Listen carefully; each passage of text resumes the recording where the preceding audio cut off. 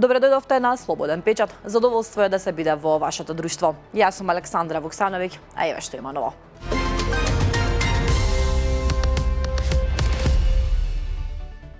Сојузот на синдикатите на Македонија денеска ќе го одржи вториот од серијата протести во рамките на иницијативата со која се бара зголемување на минималната плата на најмалку 600 евра, како и зголемување на сите останати плати за 6000 денари. Како што најавија од ССМ, протестот ќе започне во 12 часот со блокада на Стопанската комора, Организацијата на работодавачи и Бизнис конфедерацијата. Според Сојузот, протестите ќе продолжат се до исполнувањето на нивните барања.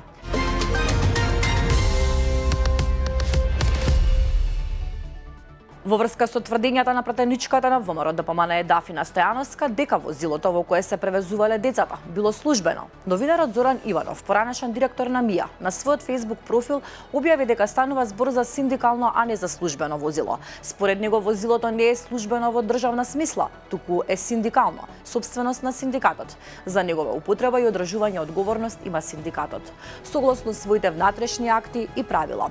Иванов ги повика и партиите и ТВ уредници да не манипулираат.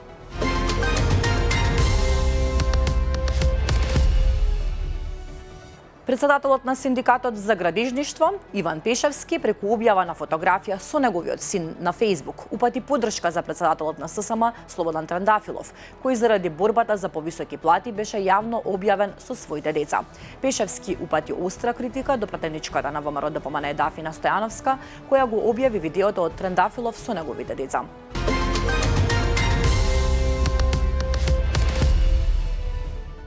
18-годишниот возач кој минатиот месец ја прегази и ја усмрти 75-годишната Љуба Јаковлевска во скопската населба Капиштец е уапсен во српскиот град Врање, откри адвокатот Звонко Давидовиќ во подкастот Претрес. Станува збор за бегалецот Саид Саидов, кој откако ја удри жената избега од местото на несреќата, а потоа и од државата со помош на неговиот татко и роднини. Според адвокатот, роднините тврделе дека не знаат оти младиот Саидов прегазил жена кога го пренеле преку граничниот премин Табановце.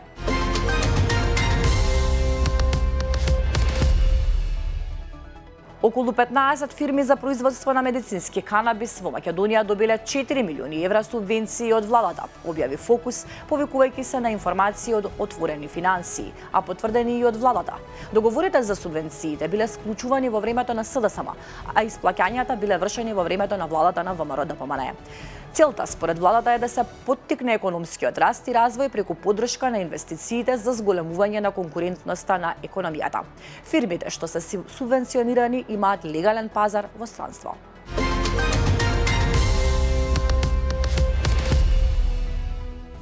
Лидерот на едното крило на Алијанса за албанците Арбен Таравари, кој со години во јавноста беше доживуван како умерен политичар, кога се во прашање меѓуетничките односи во Македонија. На Коха најави дека партијата наскоро ќе излезе со предлог за нов договор за односите меѓу македонците и албанците во земјата. Таравари овој досега нечуен предлог го опишува како фискална конфедерација или федерација.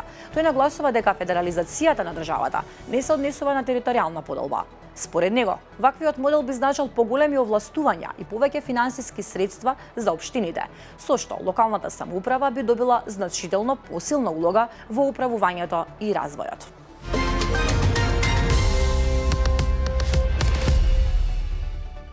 Министерот за одбрана Владо Мисајловски денеска ќе учествува на состанокот на Северноатлантскиот совет на НАТО на ниво на министри за одбрана, кој се одржува во седиштето на Алијансата во Брисел. Мисајловски заедно со останатите министри од сојузничките земји ќе разговара за повеќе клучни прашања.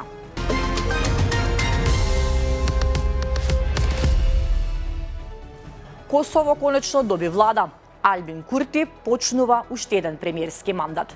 Курти во обраќањето пред пратениците порача дека во следните 4 години владата ќе ги зајакне сојузите со Западот, ќе инвестира 1 милиарда евра во одбраната, ќе го продолжи диалогот со посредството на Европската унија со Србија и ќе продолжи со инвестиции во социјалната помош, образованието и инфраструктурата.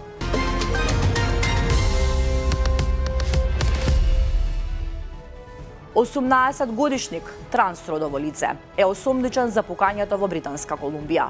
испливуваат се повеќе детали околу нападот во средното училиште во Тамблер Рич во Канада, во кој според последните податоци загинаа 10 лица. Меѓу загинатите се 1 наставник и 5 ученици. Според информациите од полицијата, осомничениот Джеси Ван Рутселар е пронајден мртов на местото на настанот од само нанесена прострелна повреда. Напаѓачот пред масакрот ги убил својата мајка, полубрат и сестра. Полицијата соопшти дека трансродовото лице осомничено за нападот неколку пати во претходните години одело на интервенции поради проблеми со менталното здравје. Мотивот за нападот се уште не е познат.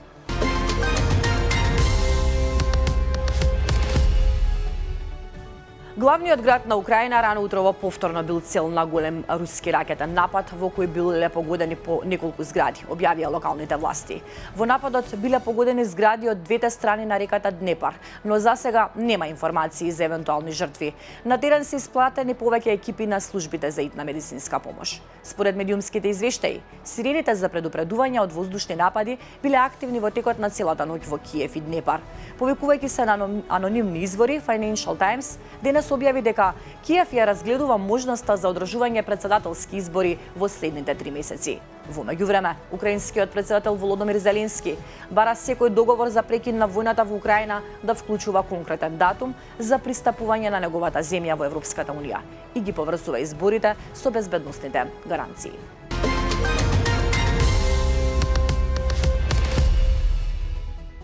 Масовни штрајкови го зафатија јавниот сектор низ Германија, откако синдикатите повикаа на протестни акции со цел да извршат притисок врз владата и работодавачите за зголемување на платите од најмалку 7%. Штрајковите се организирани во повеќе сојузни покрајни. Синдикатите истакнуваат дека зголемувањето на платите е неопходно поради висока инфлација и значителниот раст на трошоците за живот, што како што велат сериозно ја намалило куповната моќ на вработените во јавниот сектор. Преговорите меѓу синдикатите и работодавачите продолжуваат, а синдикалните лидери најавуваат дека доколку не се постигне договор, штрајковите би можеле да се интензивираат и да траат подолго.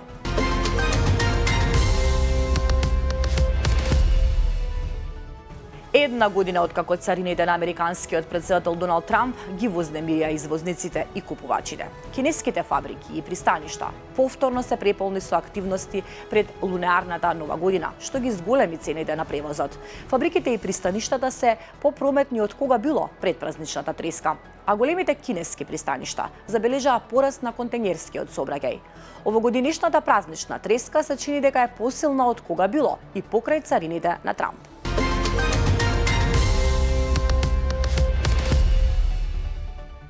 На интернет се шири видео кое го прикажува моментот кога куќе во Лусвил, САД, им покажува на полицајците како да го пронајдат малото момче кое било пријавено како исчезнато. Видеото кое е снимено со камера поставена во полициска униформа ги прикажува полицајците како пристигнуваат во домот на 3-годишното момче кое било пријавено како исчезнато од неговите родители. Штом ќе излезат од патролното возило, се појавува куќе кое почнува интензивно да лае кон нив, се движи и се обидува да ги насочи кон оградата. Куќето е напред и по некое време ја води полицијата до автомобил. Тие ја отвораат вратата и внатре е малото момче кое, како што се испостави, се криело од своето семејство. Детето е во добра здравствена состојба, додека куќето е опишана како херој на денот.